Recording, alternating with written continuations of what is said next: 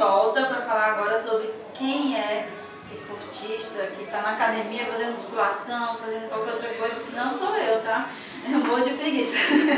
Então o Daniel vai falar algumas dicas para você não parar a academia nesse período de jejum, mas também não se esforçar tanto, porque senão você vai gastar bastante energia que você tem que guardar para aguentar o período de jejum. Então, Daniel, quais são as suas dicas? Isso, na verdade, o que seria o ideal? Diminuir um pouco realmente a intensidade do exercício durante esse período. Por quê? Lembrando que ele está ou ela está de jejum e que o exercício ele aumenta a necessidade de nutriente.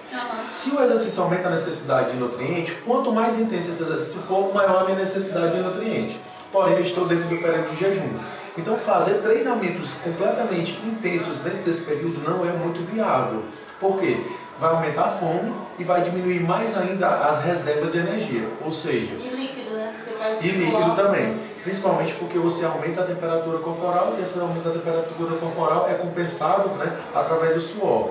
Principalmente, o que a gente diz também, seria evitar exercícios em lugares muito quentes, tá? E exercício pela manhã ou no começo da tarde, né? Que é um horário em que realmente o sol, principalmente aqui de Fortaleza, ele está muito forte, né? E você tende a perder muitos líquidos, né?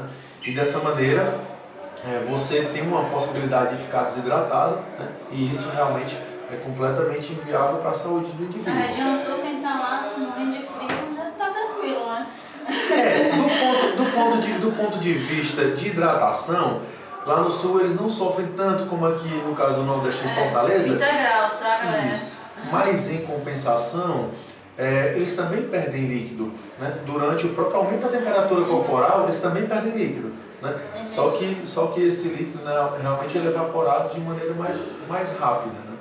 E do ponto de vista do calor, eles não sofrem tanto, mas já sofrem também pela alteração energética que o exercício gera, né? Que é esse aumento da necessidade de nutriente. Isso é independente de qualquer lugar que você for, certo? Isso gera um aumento.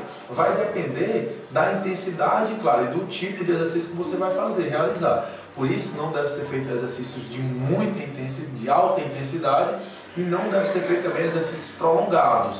Ou seja, o exercício ele deve durar aí mais ou menos uma meia hora, 40 minutos, de intensidade de leve a moderada no máximo.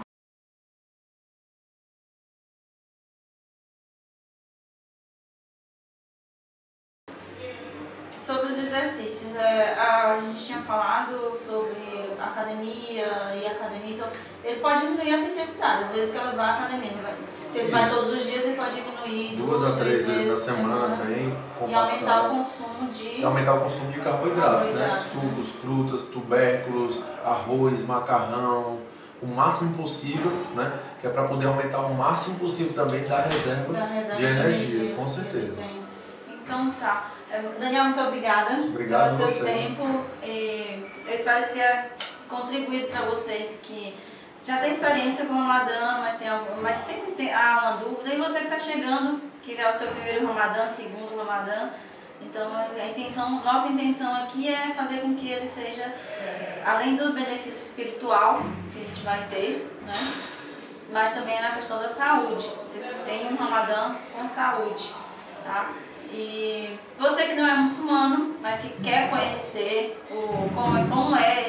como são esses dias que nós temos de Ramadã, que você quer conhecer o Islã um pouco, vá na mesquita, converse e fale, frequente o dia do Iftar. Em São Paulo todos os dias tem Iftar nas mesquitas, tá? Aqui em Fortaleza a gente tem as sextas-feiras. Então se você quiser participar, conhecer, aproveitar esse momento para interagir conosco, você está convidado para frequentar uma mesquita, para ir a um centro islâmico, seja qual for o estado do Brasil que você esteja, tá? E venha nos conhecer, você não vai se arrepender. Alamar.